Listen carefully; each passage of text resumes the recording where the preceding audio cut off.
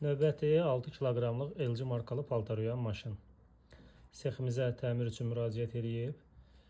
Burada vəziyyət belədir. Mən istəyirəm bu haqda danışım ki, bundan sonra kimlər də evdə paltaroyanı təmir etmək istəyirsə, bununla bağlı məlumatlı olsun.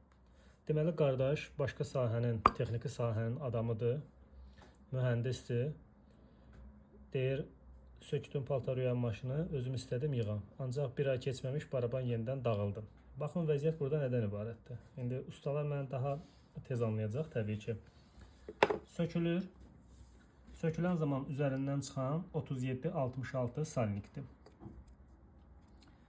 Yenidən yerinə taxmaq istəyir. Təbii ki, bu mümkün deyil yerinə girməyi. Çünki bura az da olsa mütləq şişməlidir. Və bu qardaş da görür ki, salnik yerinə keçmir və yaxud salır, atlanır, salnik çıxır çölə. Bunu da verib mənə ki, usta, mən bununla onu yonmuşam. Deməli, buranı başlayır bu formada yonmağa.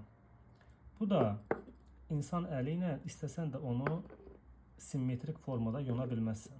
Təbii ki, başa düşüləndir, müəyyən kərə-götürüklərə yol verir. Və bir də onda ayılır ki, heç salnikdə lazım olandan belə desək çox yonub. İndi salnik burada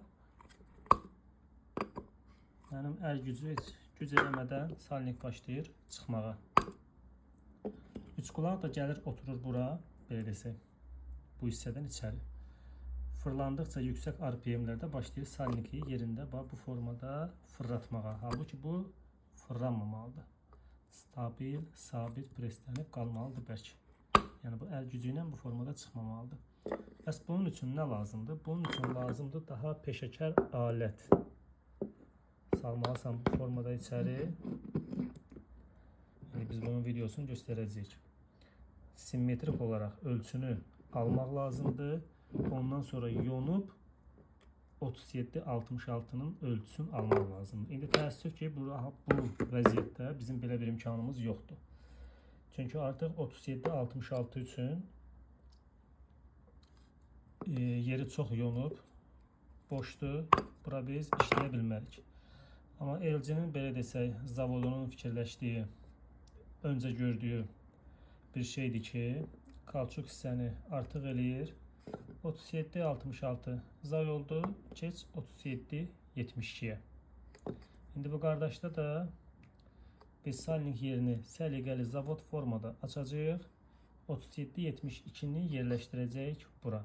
Presləyəcəyik və qardaşın problemi zavod formada həll olacaq. Bu video part 1 olacaq.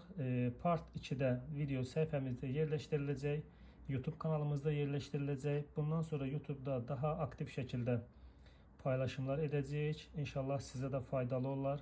Abunə olmaq istəyənlər üçün yazsınlar. Link göndərək ki, sizin dəstəyiniz də bizə vacibdir. İzləmədə qalın. Təşəkkürlər. Part 2-də görüşənədək.